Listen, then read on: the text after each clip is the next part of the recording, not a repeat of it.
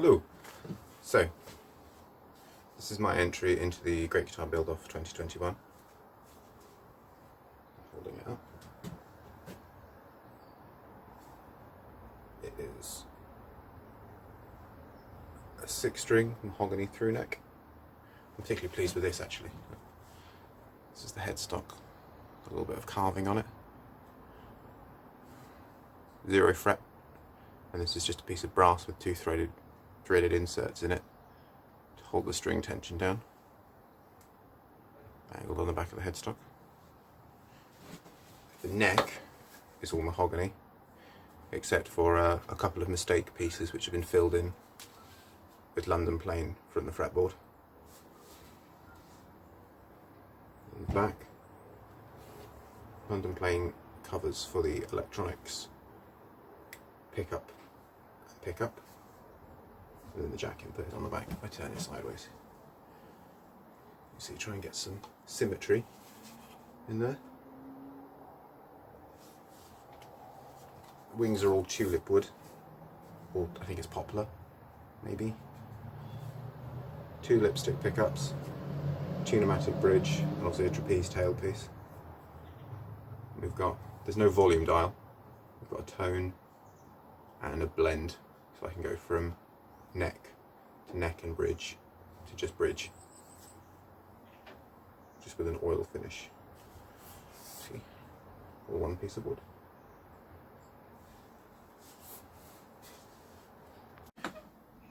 I'm playing this through this little St Edmund Frankenstein that I've made. It's originally a Dan Electro honey tone.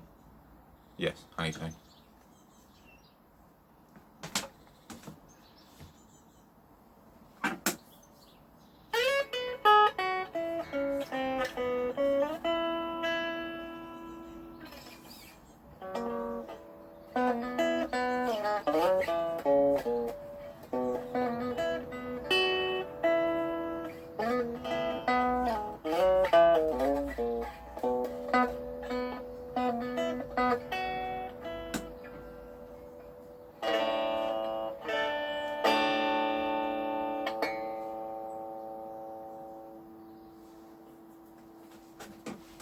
It's a nice guitar to play actually, because other than having quite a lot of space here, it's so thin that it's quite comfortable just to get your arm around.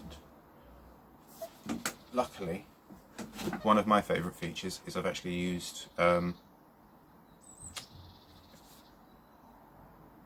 they called? Tuners that are designed for cigar boxes.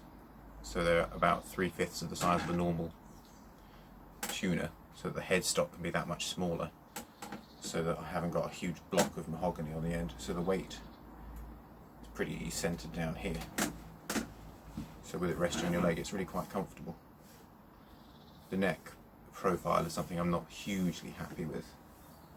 I've made it a few times, but it's still quite square and quite blocky.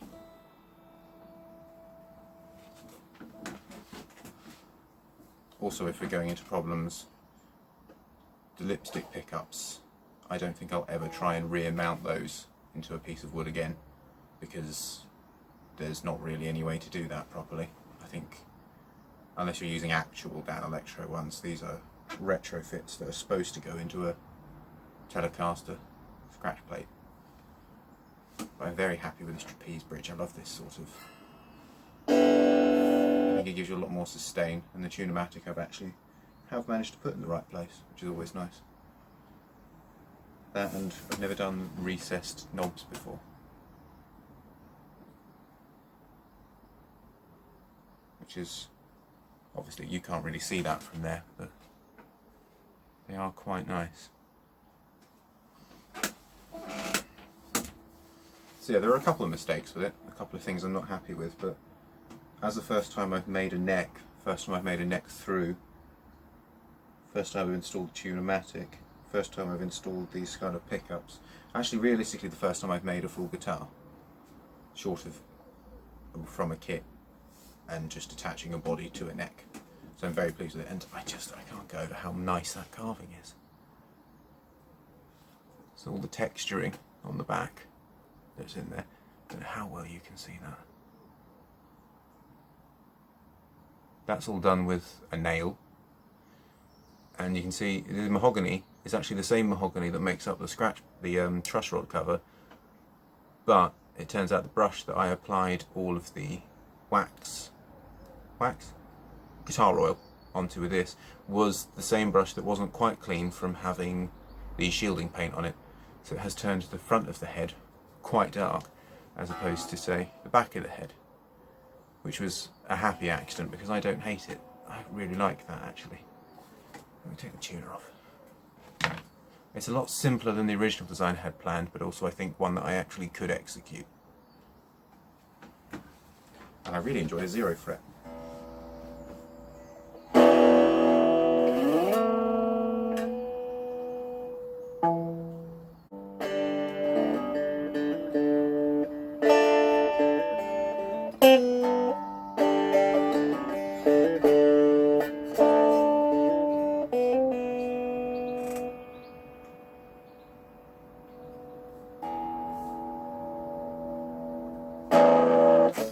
The neck pickup is definitely a lot louder than the bridge, and I think that's because of the brake angle I've made on this. You can see this pickup is so much closer than this one is. But also it does give a different tone. Let's play an actual chord.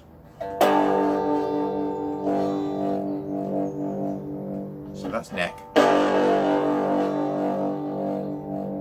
Fading to both, fading to just bridge.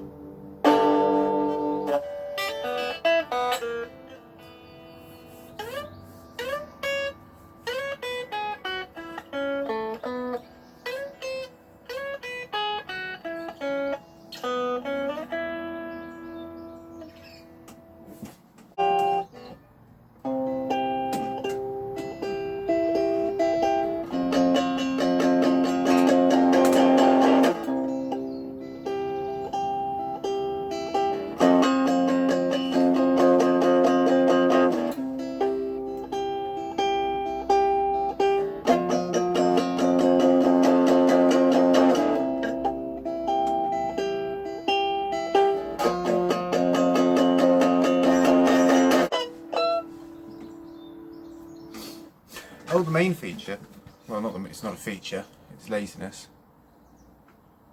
Up to the 12th fret, we are fretted.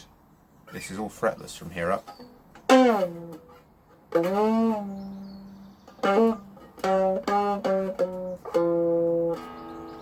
Which mainly, I think it looks nice. It's quite nice to have a fretless area. Also because if you notice, the way I've made this, my hands does not fit up here. And I never play anything up here. I always play chords further down here. Excuse the squeaking, I'm sitting on a drum stool. It's not very conducive to sound. And this is the other thing I'm both pleased with and not sure about. And these fret markers at the 12th, 10th, 12th, 9th, 7th, 5th and 3rd. They're actually the same wood as this.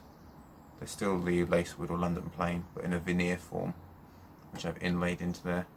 And I'm not sure about the marquetry. I think I would do that in pearl if I did it again. I probably wouldn't use London plane for a fretboard again. It's a really nice wood to work with, it's also quite soft and it stains immediately.